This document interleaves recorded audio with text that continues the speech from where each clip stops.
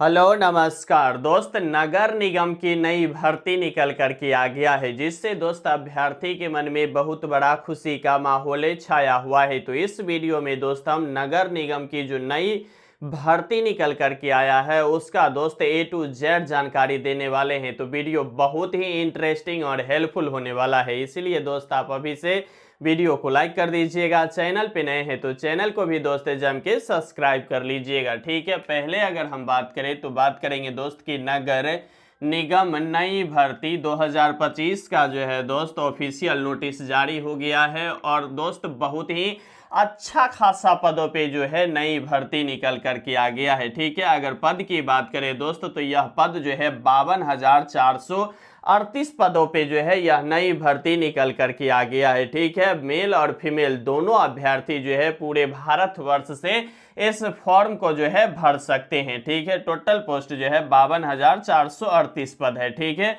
योग्यता की बात कर लें तो योग्यता में दोस्त 8वीं पास भी है, 10वीं पास भी है, 12वीं पास भी है और ग्रेजुएशन भी है। ठीक है, सभी पदों के लिए अलग अलग जो है योग्यता रखा गया है। कौन से पोस्ट के लिए कितना पढ़ा लिखा योग्यता होना चाहिए यह भी दोस्त हम इस वीडियो में डिस्कस करने वाले हैं। तो वीडियो दोस्त आप अंत तक जरूर देखिएगा, साथ में दोस्त इंटरेस्टिंग होने वाला है, इसीलिए लाइक शेयर सब्सक्राइब भी कर लीजिएगा। ठीक है, मेल और फीमेल जो है दोनों अभ्यर्थी जो है इस फॉर्म को जो है अप्लाई कर सकते हैं। किसी भी राज्य से हैं दोस्त तो इस फॉर्म को आप अप्लाई कर सकते हैं, क्योंकि दोस्त यह भारत सरकार की ओर से जो है नगर निगम 2025 की नई भर्ती निकल करके आ गया है। ठीक है, इसकी अगर हम बात करें कि आवेदन की तिथि की आवेदन सर इसका कब से कब तक होगा तो 21 मार्च से लेकर के 19 अप्रैल तक जो है इसका आवेदन होने वाला है। ठीक है, आवेदन में भी 100 रुपया मात्र लगेगा। किसका किसका? ओबीसी, ईडब्ल्यूएस और दोस्त जनरल अभ्यर्थी का। ठीक है, साथ में SC ST और सभी महिला फीमेल अभ्यर्थियों की क्या होगी, यहाँ फ्री में जो है फॉर्म अप्लाई हो जाएगा। ठीक है, अब बात करते हैं कि कौन से पोस्ट के लिए कौन सी योग्यता होनी चाहिए। तो पोस्ट की बात करें तो बहुत सारे पदों पे जो है यह भर्ती निकल कर के आया है,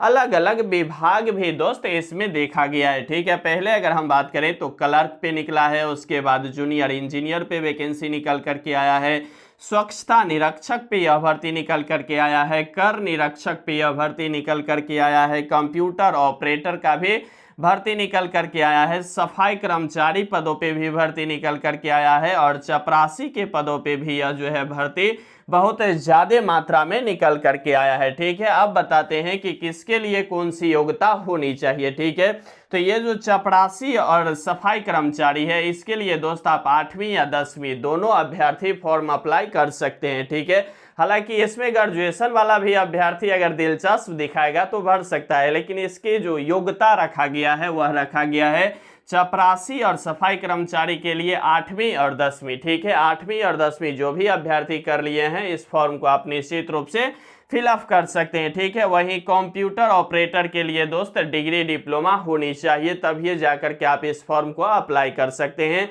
तो कंप्यूटर ऑपरेटर के लिए आपके पास क्या होना चाहिए? Degree diploma. ठीक है, वहीं बात करें कर निरीक्षक की तो कर निरीक्षक में दोस्त आपको ग्रेजुएशन होना चाहिए। वहीं निरीक्षक की बात करें स्वच्छता निरीक्षक की तो इसमें भी क्या होना चाहिए? आपके ग्रेजुएशन होना चाहिए। वहीं जूनियर इंजीनियर में भी आपकी डिग्री डिप्लोमा लगने वाला है। ठीक है, जूनियर इंजीनियर में भी क्या लगने वाला है? डिग्री और डिप्लोमा लगने वाला है। और ये जो क्लर्क है इस क्लर्क के लिए दोस्त आप अगर 12वीं पास हैं तो निश्चित रूप से इस फॉर्म को फिलअप कर सकते हैं। अब काम कौन कौन से पदों के लिए किस किस तरह की काम करना होगा। ठीक है, तो यह चपरासी और यह सफाई कर्मचारी, इससे तो आपको हूबहू पता चल गया होगा कि कौन सी काम करना है। ठीक है, सफाई कर्मचारी तो जानते हैं कि नगर निगम मतलब पूरे भारतवर्ष में जो यह भर्ती निकल करके आया है नगर निगम का, तो नगर निगम का काम ही क्या होता है? सफा सुव्यवस्था। ठीक है, तो सफाई कर्मचारी की सफाई करना होगा। चपरासी जिस जहां भी ऑफिस होगा उसमें पूरी तरह से जो है यह सफाई करते हुए नजर आएंगे। ठीक है, वहीं कंप्यूटर डाटा ऑपरेटर की बात करें तो कंप्यूटर डाटा ऑपरेटर का काम होगा कि कौन से कर्मचारी किस किस दिशा में काम कर रहे हैं, कब इसका वेतन आया है, पूरा लेखा जोखा जो है कंप्यूटर ऑपरेटर के पास रहने वाला है इस वैकेंसी के अंदर। ठीक है, कर निरीक्षक की बात करें तो जो भी मतलब आयात और निर्यात जो पैसा होगा उसका जो है निरीक्षक कौन करेगा? कर निरीक्षक। ठीक है, स्वच्छता निरीक्षक इस पद पर है कि स्वच्छता निरीक्षक मतलब कौन से दिशा में सफाई कर्मचारी गया है और वह दिशा सफा सुथरा हुआ या नहीं हुआ, इसकी जो मतलब रख रखाव करेंगे, वह क्या रख रखाव करेंगे, स्वच्छता निरीक्षक। ठीक है, जूनियर इंजीनियर भी इसको जो है पूरी तरह से जो है वहां जो है डाटा बनाएंगे और वहां भी इसका जो है पूरी तरह से काम लिया जाएगा। क्लर्क का ऑफिस का काम होता है, तो इसमें सबसे बेहतर जो पद है वह क्लर्क का ही देखा जाएगा, क्योंकि यहाँ आसानी से जो है ऑफिस वर्क यह जॉब होता है। ऑफिस में जाइए और जो भी लेखा जोखा है इसको पूरी तरह से डायरी मेंटेन कीजिए और यह भी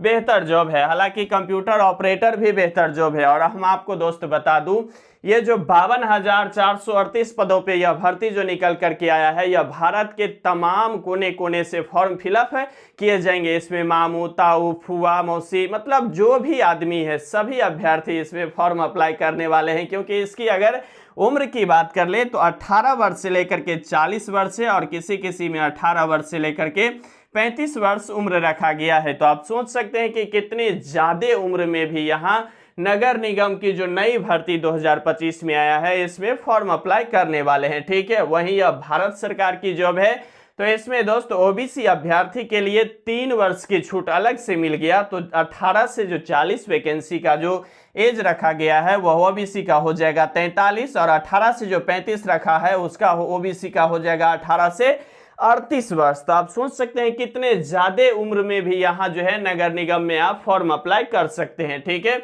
वहीं SC ST अभ्यर्थी का जो है 5 वर्ष की अलग से इसमें क्या होने वाला है, छूट मिलने वाला है। तो 18 से यह हो जाएगा 45 और यह हो जाएगा 18 वर्ष से 40 वर्ष तक। ठीक है, तो इतने ज्यादा उम्र के अभ्यर्थी में तो निश्चित रूप से यह सभी जो होता है वह सभी आ जाएंगे। तो इसीलिए यह बहुत ही बेहतर वैकेंसी होने वाला है। ठीक है, चयनित प्रक्रिया की बात कर ले तो इसमें कोई छीछा लेदर नहीं होने वाला है। ठीक है, छीछा लेदर मतलब चयनित प्रक्रिया की बात कर ले तो आपसे एक एग्जाम लिया जाएगा, डॉक्यूमेंट वेरिफिकेशन किया जाएगा और तत्पश्चात आपको क्या हो जाएगा, इस नगर निगम की जो नई भर्ती 2025 में निकल करके आया है इसमें आपको जो है पूरी तरह से चयनित कर लिया जाएगा। ठीक है, और यह जो सभी पद की जो अगर वेतन की भत्ता की बात करें तो MTS आप सुने होंगे, भारत सरकार की ही यह स्कीम होता है और इसमें भी जॉब दिया जाता है। तो इसमें MTS के लिए मतलब जो रेंज में पदाधिकारी जो भी इसमें होता है उसी के अनुसार इसमें जो है पैसा आपको मिलने वाला है। तो अच्छा खासा जॉब देखने को मिलेगा। ठीक है, बाद बाकी जो भी अभ्यर्थी इसमें अगर इच्छुक नहीं है वह निश्चित रूप से दोस्त फॉर्म अप्लाई नहीं कीजिएगा, क्योंकि बहुत सारे अभ्यर्थी क्या होते हैं कि फॉर्म अप्लाई कर लेते हैं और उसमें क्या होता है कि अगर वह पूरी तरह से चयनित हो जाते हैं तब उसका जो है मतलब एक जो अंदर की आत्मा है वह जगता है कि अरे यार हम यही फॉर्म फिलअप किए थे, इतना मतलब छोटा नौकरी हम करेंगे, दूसरा करेंगे SSC, मतलब इधर उसका जो है आत्मा पूरी तरह से जागृत हो जाता है। तो ऐसे अभ्यर्थी से मेरा गुजारिश कि आप निश्चित रूप से इस फॉर्म को नहीं फिलअप कीजिएगा, क्योंकि जिस भी परिवार में अगर एक सरकारी जॉब की जरूरत होगा, अगर आप उसमें चयनित हो जाते हैं और उसके बाद जो है ज्वाइनिंग नहीं करते हैं तो एक सीट तो आप बर्बाद कर दिए, क्योंकि इसमें जो है वेटिंग लिस्ट जारी नहीं किया जाता है। तो आप निश्चित रूप से इसमें इच्छुक नहीं है तो फॉर्म अप्लाई नहीं कीजिएगा। जिसकी जरूरत है वह निश्चित रूप से इसमें भर्ती होंगे और अपना काम करेंगे, क्योंकि इस बढ़ती बेरोजगारी के समय में भी बहुत सारे अभ्यर्थी की आत्मा जागृत होता है कि हम इतने छोटे पदों के लिए